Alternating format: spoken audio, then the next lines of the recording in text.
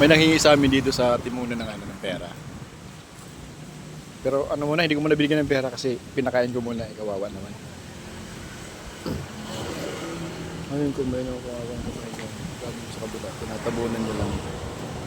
Sobra grabe, nakakaawa. Oo.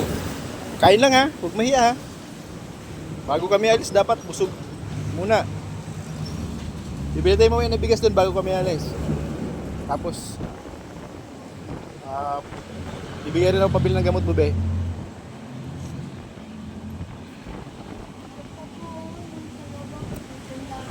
Okay lang. Papunta kami doon sa Bicol.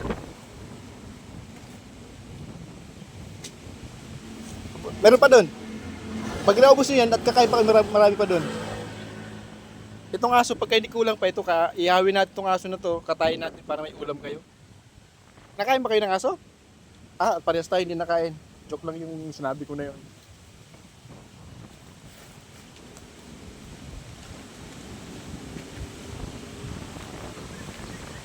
Yan. Hati mo muna.